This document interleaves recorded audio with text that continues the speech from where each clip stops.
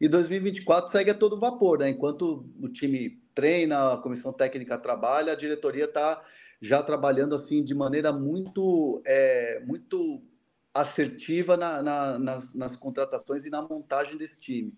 Ontem eu trouxe um bastidor que deu uma repercussão na torcida do São Paulo, que a indicação do Luiz Gustavo não foi do Rafinha, né? Como muitos imaginavam, porque o Rafinha pegou o telefone e ligou para o Rames, poderia ter ligado para o Luiz Gustavo, eles se conhecem e tudo mais.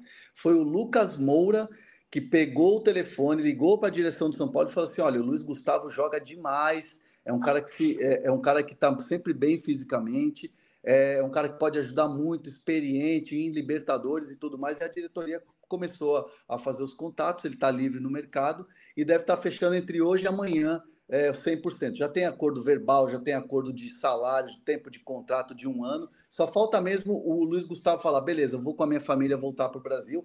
É o que está faltando para ele ser reforço do São Paulo para 24.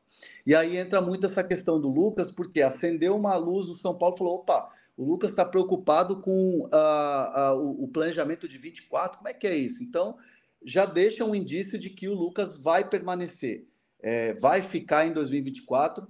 O São Paulo já apresentou para o Lucas um tempo de contrato de 3 anos.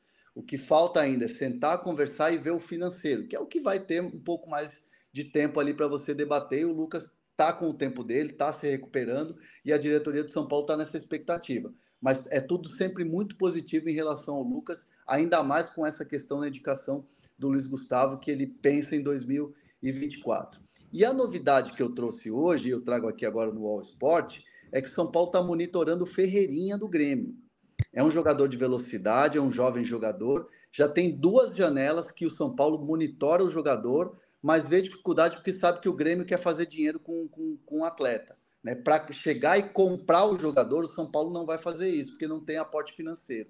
Então, o São Paulo está monitorando os próximos passos do Grêmio para ver qual que vai ser o futuro do Ferreirinha em 2024, na próxima temporada.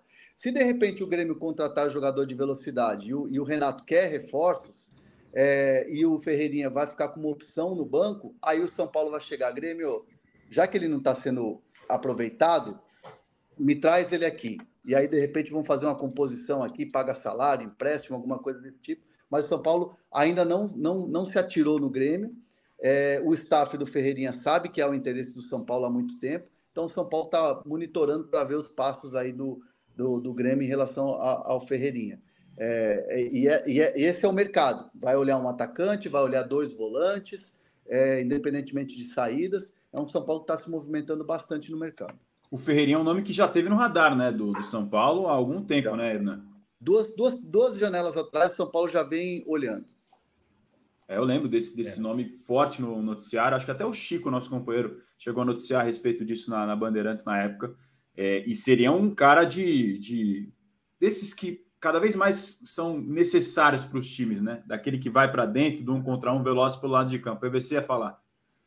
Não, estava falando que o São Paulo tem o orgulho de ter ido buscar no Grêmio 2 jogadores campeões da Copa do Brasil, que quando foram contratados, falaram assim: foi buscar um jogador do time rebaixado, que são o Rafinha e o Alisson, e que viraram titulares da Copa do Brasil. Estavam rebaixados do Grêmio, saíram de graça e vieram para o São Paulo. O Ferreirinha é um jogador que, incrivelmente, não explode no Grêmio. Ele tem um potencial gigantesco, mas não consegue acontecer no Grêmio. Era para ser o Everton Cebolinha.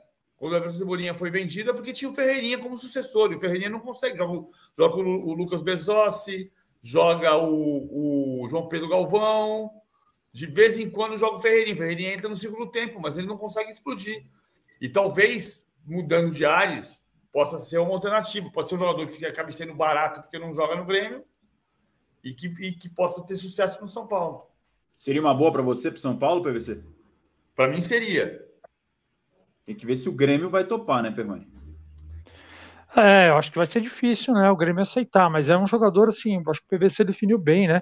A gente fica esperando que ele consiga ter uma regularidade, que ele consiga explodir, e isso não acontece. Ele acaba sendo aquele cara que entra, faz uma fumaça, dá velocidade, mas ele não consegue ter uma sequência maior, né? Mas é um cara, assim, sem dúvida, eu queria no meu time. O nosso André Lucena também lembra do Reinaldo e do Bruno Alves, né? Os times têm feito negociações entre eles, São Paulo e Grêmio. Não necessariamente o Reinaldo foi uma negociação de lado a lado, mas é um jogador que era do São Paulo, foi para o Grêmio, o King Naldo, como ele era conhecido. Então, as diretorias já têm o conhecimento. O próprio Rui Costa, que é diretor executivo de futebol do São Paulo, conhece bem os bastidores dos clubes gaúchos. Quem sabe essa situação ali na frente consiga evoluir ou não. Vamos ver, porque já está chegando aquela temporada forte da janela de transferências. Hernan, obrigado pela participação, viu? Cabe uma última aí, rapidinho? Você que está com o cabe. tempo aí apertado. Sempre cabe, né? Bruno Rodrigues, assunto que tomou conta aí do noticiário, aí, bastidores, aquela coisa toda. Torcedores ficaram muito agitados aí com essa história. Conversei com algumas pessoas do São Paulo, pessoas importantes, me disseram o seguinte: não faz sentido nenhum, porque o Bruno Rodrigues era jogador do São Paulo, quando o São Paulo trouxe da Ponte Preta. Pois é, eu ia falar exatamente isso, porque o Crespo, com o Crespo ele não jogou, né? Não, simplesmente o Crespo virou para a diretoria e falou assim: olha, não vou utilizar, pode fazer negócio, pode rodar, enfim, aqui a gente não vai conseguir jogar com ele. E aí se desfez, ele foi para um time de Portugal e depois apareceu no Cruzeiro, bem, e agora ele tem um valor de mercado.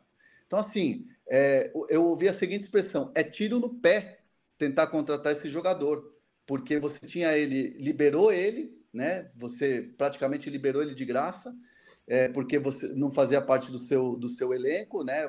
Dos planos do clube, e agora você vai contratar ele valorizado, não faz sentido. Então, o São Paulo não vai atrás do Bruno Rodrigues, jogador que interessa a outros clubes do Brasil e que está no Cruzeiro. Que está fazendo uma boa temporada no Cruzeiro também. Está se falando em 9 milhões de euros, que é muito dinheiro. E que desestimula todo mundo que tentou falar sobre o Bruno Rodrigues. Agora, pode ter um ingrediente novo no final do ano, apesar de continuar se falando em 9 milhões de euros. O ingrediente do futuro novo do Cruzeiro. pode ser... Depende do Cruzeiro estar na primeira divisão ou na segunda divisão. Mas está se falando em 9 milhões de euros e ninguém vai no Cruzeiro e falar assim: então eu estou aqui 9 milhões que eu vou levar.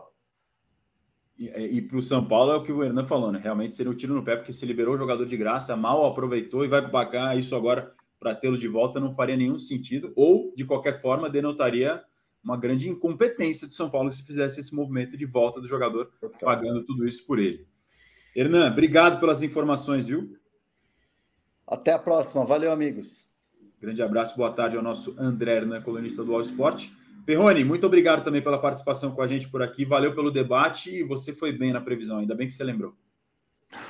Beleza, gente. Sempre muito bom estar com vocês aí. Valeu, abração.